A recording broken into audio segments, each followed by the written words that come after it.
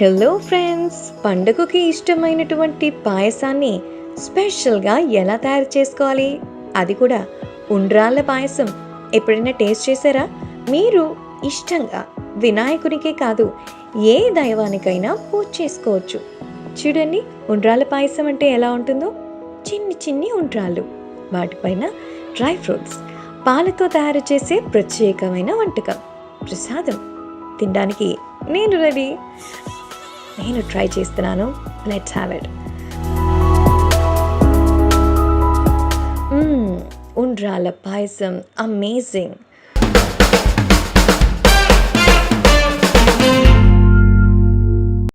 ఒక పాన్ తీసుకొని అందులో నెయ్యి ఒక 2 టేబుల్ స్పూన్లు తీసుకొని వేడి చేసుకోండి. నెయ్యి రెడీగా ఉంది. అందులో ఉద్దిపప్పు 50 గ్రాములు తీసి వేయించుకోవాలి. సో ఉద్దిపప్పులో కూడా చాలా రకాలైన ప్రోటీన్ వాల్యూస్ ఉన్నాయి. కంప్లీట్లీ ఇది కార్బోహైడ్రేట్ అయినా కూడా మన బాడీకి కావాల్సిన ఇన్స్టెంట్ ఎనర్జీని ఇస్తుంది. సో ఈ పప్పును తీసి పక్కన పెట్టుకోండి. ఇప్పుడు మరో బౌల్ తీసుకొని అందులో 1.5 కప్పు నీళ్ళని తీసేసుకోవాలి.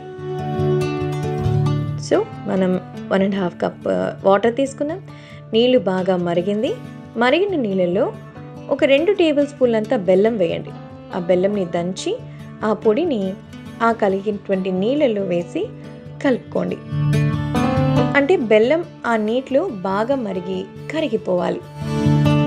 ఇప్పుడు ఇందులో మళ్ళీ నెయ్యి అనేది వేసుకోండి. దాదాపు 1 టేబుల్ స్పూన్ నెయ్యి వేసుకొని మళ్ళీ ఒకసారి కలుపుకోవాలి.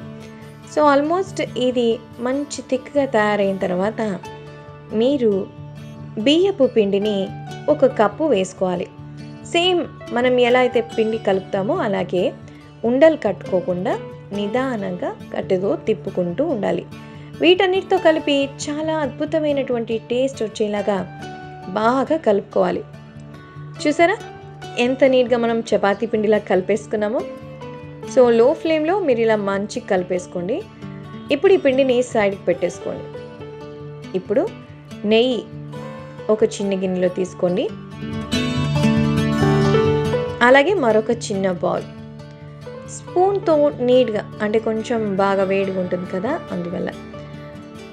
సో స్పూన్తో పిండిని తీసి ఇంకో బౌల్లో వేసుకొని దాంట్లో నీళ్లు పోయండి. నీళ్లు పోసి ఈ పిండిని బాగా నీళ్ళ పిండిలాగా కలుపుకోవాలి. సో పేస్ట్ కావాలన్నమాట మనకు టెక్స్చర్ కోసం, అందుకని. సో ఆల్రెడీ ఆ పిండితో నీళ్లు కలిపి పేస్ట్ తయారు చేసుకున్నాం.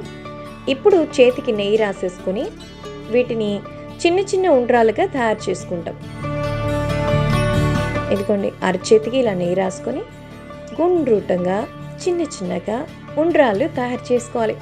ఉండ్రాలు అంటే మామూలుగా మనం తిరుపతి లడ్డూలంత సైజులో చేస్తుంటారు.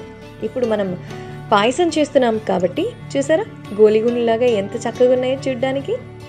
బియ్య పిండితో చేశారు. ఫుల్ ఆఫ్ కార్బోహైడ్రేట్ అండ్ చాలా మినరల్ వాల్యూస్ ఉన్నాయి కాబట్టి చాలా మంచిది. అలాగే మళ్ళీ ఇంకో ప్యాన్ తీసుకొని దీంట్లో కూడా 1.5 కప్పు వాటర్ని యాడ్ చేసుకోవాలి. సో నీళ్లు బాగా మరుగుతున్న సమయంలో ఉద్దిపప్పు, వేయించుకున్న ఉద్దిపప్పు ఉంది కదా 50 గ్రాములు, అది ఆ నీళ్ళలో వేసి కలపండి. సో ఆ పప్పులు అనేవి బాగా ఉడకాలి కదా. నెయ్యిలో వేసిన ఫ్లేవర్ అయితే వస్తుంది, కానీ అనవసరమైనటువంటి ఎక్స్ట్రా క్యాలరీస్ ఏమి ఉండవు.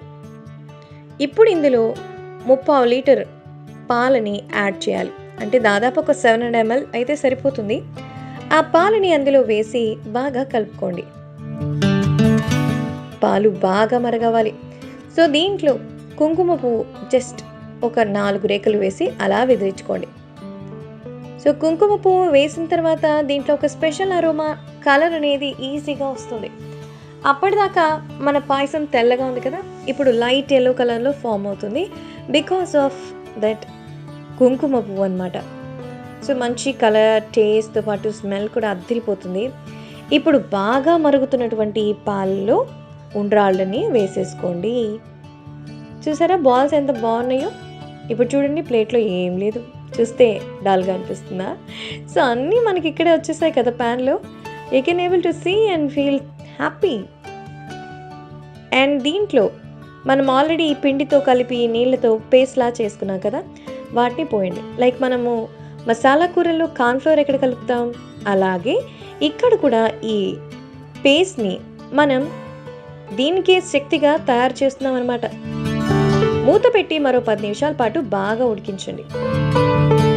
మరుగుతున్న పాలలో మనం చేసిన చిన్న చిన్న ఉండ్రాళ్ళు కొద్దిగా సైజులో బాగా ఉబ్బుతాయి. ఎందుకంటే మనం ఇది వరకు చెప్పుకున్నట్టే ఒక మంచి స్వీట్గా ఉండటానికి ఇది చాలా హెల్ప్ఫుల్గా ఉంటుంది. మరీ మూత పెట్టి ఒక 15 నిమిషాలు ఉడికించుకొని పక్కన పెట్టండి.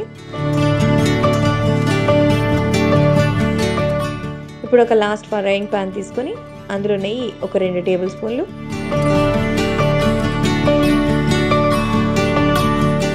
క్యాష్యూస్ ఒక 2 టేబుల్ స్పూన్లు వేసి బాగా ఫ్రై చేసుకోవాలి. సో క్యాష్యూస్ మనకి చాలా హెల్తీయెస్ట్ డ్రై ఫ్రూట్ అనే సంగతి తెలిసిందే.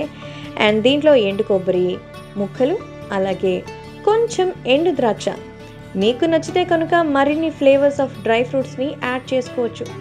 సో నాకు దొరికింది ఇవేనప్పా, అందుకే ఈ 3 కలిపి నేతిలో వేయించేసుకున్నామా. ఇప్పుడు మరుగుతున్నటువంటి మరి ఆ ప్యాన్లో మనం కలుపుకోవాలి. దానికోసం ముందుగా ఒక ఫ్రైయింగ్ బౌల్ తీసుకుని అందులో బెల్లం ఒక చిన్న సైజు ఉంటని తీసుకుని బాగా నలిమి కొట్టండి. మరి ఆ పొడిని ఇప్పుడు ఆ ఫ్రైయింగ్ ప్యాన్లో తీసుకొని దానికి తగిన నీళ్లు పోసి బాయిల్ చేసుకోవాలి. అంటే మనకి పాకం లాగా అనమాట. సో పాకం అనేది ఎంత ఇంపార్టెంటో తెలిసిందే కదా. మరి ఎటువంటి స్వీట్ లేకుండా మనం ఇంతవరకు ఉండ్రాల పాయసం ఎలా చేస్తున్నాం కదా, అందుకే ఇప్పుడు బెల్లం దాంట్లో కలపబోతున్నాం. బెల్లం కూడా బాగా కరిగిపోయింది, అలాగే మంచి అరోమా రావడం స్టార్ట్ అయింది. నీట్గా పాకం తయారైపోయిందా. సో బెల్లం కూడా బాగా కరిగిపోయింది.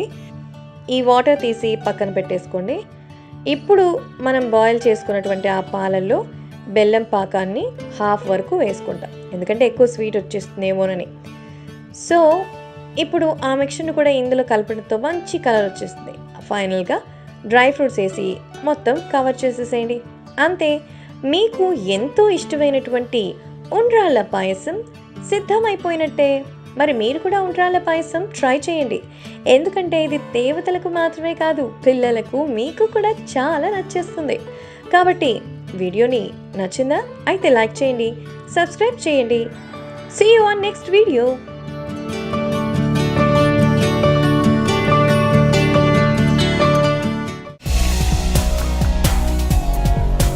ఇలాంటి మరెన్నో ఇంట్రెస్టింగ్ వీడియోస్ కోసం మా ఛానల్ని సబ్స్క్రైబ్ చేయండి. See you on next video.